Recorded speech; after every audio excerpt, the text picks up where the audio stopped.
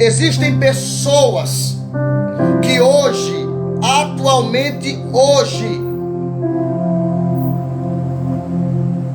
não tem mérito, não tem credibilidade, não tem ajuda, porque as pessoas não acreditam em você, porque as pessoas não veem em você potencial, porque se apegam ao seu passado, porque se apegam às suas quedas. E o que é que eles fazem? Eles excluem, eles rejeitam. Só que Jefté já havia sido selecionado pelo próprio Deus para uma obra diferente.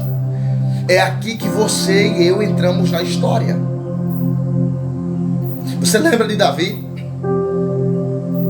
Davi era o menor da casa. O pai não o chamava pelo nome, o pai chamava de o menor.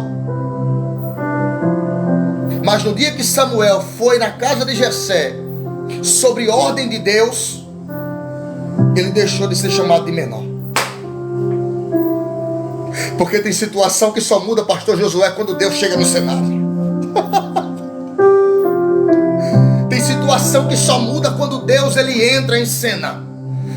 Tem situação que só muda quando Deus assume o primeiro lugar. Você lembra do servo de um centurião que adoeceu, e o centurião mandou anciões ir até ele. E quando chegou lá, Jesus foi. Quando chegou no meio do caminho, o centurião disse assim: diga para ele que somente uma palavra dele consegue resolver o problema com o meu criado aqui, porque eu também sou homem sujeito à autoridade. Eu sei, digo a este vai e este vai, digo a estes ficam e eles ficam. Uma só palavra resolve. Sabe o que é isso?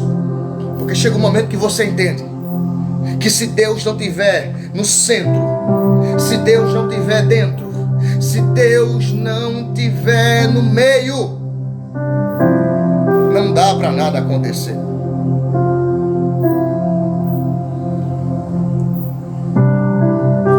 Jefté havia sido selecionado por Deus, mas era rejeitado pelos seus irmãos. Não adianta se assustar. Acredite no que eu vou te falar. O próprio Jesus disse que um vaso não tem honra a não ser na sua própria terra. Profeta de casa não tem honra. Já percebeu? Que as pessoas que Deus mais levantou para ser usadas são as que mais são excluídas. É só olhar para a Bíblia. De tantos e tantos exemplos, se você olhar para a história de José, você vai ver o desprezo dentro de casa. Mas José havia sido separado por Deus. Se você olhar para a história de Ana, separada por Deus para gerar Samuel, mas era perseguida por Penina. Se você olhar para a história de pessoas que nos dão base para isso, nós vamos aprender que é dentro de casa, na maioria das vezes, que recebemos o maior nível de rejeição. Jefté é expulso. Só que o fato de tentarem embargar o propósito de Deus na sua vida não garante a sua derrota. Eu vou falar mais uma vez isso aqui, tá?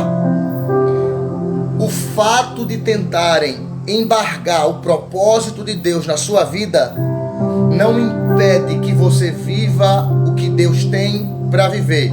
Vou simplificar.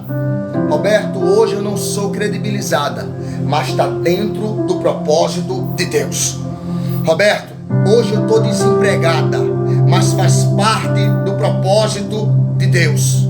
Roberto, hoje eu não tenho credibilidade, mas faz parte do caminho que Deus traçou para você. Ora, a sua história ficaria muito insossa, muito sem graça, se não tivesse rejeição, se não tivesse escanteio, se não tivesse o desânimo, se não tivesse as calúnias. Aí Deus coloca um pouco de adrenalina, uma pitada de emoção para dizer assim: lá na frente, minha querida, você vai ter história para contar para o seu filho. Lá na frente, meu irmão, você vai poder bater no ombro de alguém e vai dizer assim: eu passei por isso e você também vai passar. A tua história está ganhando um toque de emoção. Emoção na rejeição, Roberto, faz parte, porque Jesus foi rejeitado. A tua história está ganhando um pouco de emoção no desprezo de muitas pessoas, e tem alegria no desprezo, Roberto. Os profetas foram desprezados. Jesus disse em Mateus capítulo 6: